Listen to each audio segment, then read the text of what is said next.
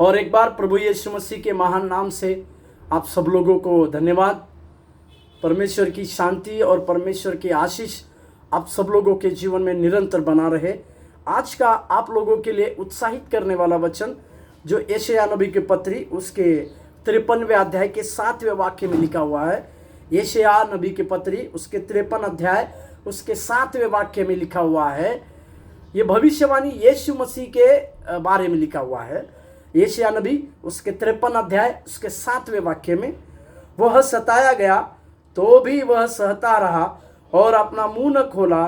जिस प्रकार भेड़ वध होने के समय और भेड़ी ऊन कतरने के समय चुपचाप शांत रहती है, वैसे ही उसने भी अपना मुंह न खोला।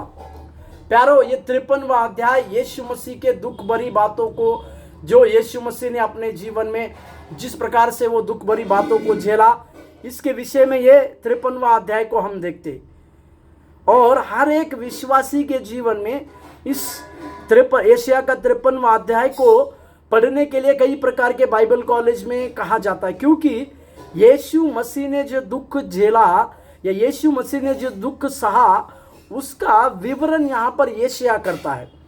यीशु मसीह क्रूसरोहण होने के लिए जब सारी पृथ्वी के लोग या सारी दुनिया के लोग यीशु मसीह के 40 दिन के क्रूसरोहण की बातों को मनाते हैं, तो बार बार इस वचनों को 53वें अध्याय की ओर उनका अपना ध्यान को आकर्षित करते हैं।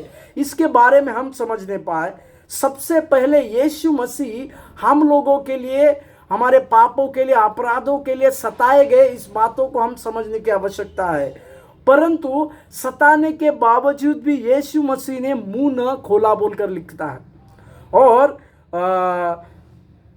उस 2 प्रकार की बातें वहां पर दी गई। जैसे एक भेड़ को पता होता है कि उसको वध करने के लिए ले जा रहे हैं, तो उसके ऊपर जो अत्याचार किया जाता वो उसके ऊपर जो पीड़ाएं दी जाती है, तभी भी वो भेड़ जो है चुपचाप वध होने के लिए चली जाती है। उसके जैसा ही यीशु मसीह को पता था कि क्रूसरोहण की मृत्यु यीशु मसीह के लिए अपने लिए रखी है, इसी के लिए वो चुपचाप उस क्रूस की ओर या क्रूस की मृत्यु की ओर चले गए बोलकर हम देखते हैं। दूसरी, भेड़ी ऊन कतराते समय, मतलब जब एक भेड़ी के बाल को जब निकाला जाता है तो उसको बहुत सारा दर्द होता है, परंतु वो भेड़ी जो है चुपचाप से सहती है और शांत रहती है। इसी प्रकार से यीशु मसीह भी हमारे अपराधों के लिए सताया गया, हमारे पापों के लिए सताया गया, उसको कोड़े की मार हुई, परंतु तीसरे दिन जी उठना यह हम सब लोगों के लिए यीशु मसीह के एक बहुत बड़ा आशा और एक बहुत बड़ी विजय। मेरे प्यारो, यीशु मसीह के इस दुख भरे जीवन को देखते समय हमारे अंदर एक बात चली आने पाए। यीशु मसीह ने उस दुख को झेलते समय अपना मुंह कभी भी नहीं खोला। इसी के लिए जब जीवन जीते समय हमारे अंदर भी कुछ जब तकलीफें आए, तभी भी हम यीशु मसीह के समान चुप रहकर उस परमेश्वर के एक अच्छे शिष्य बनकर अपने जीवन को जीने पाए। प्रभु हमें आशीष देने पाए। धन्यवाद।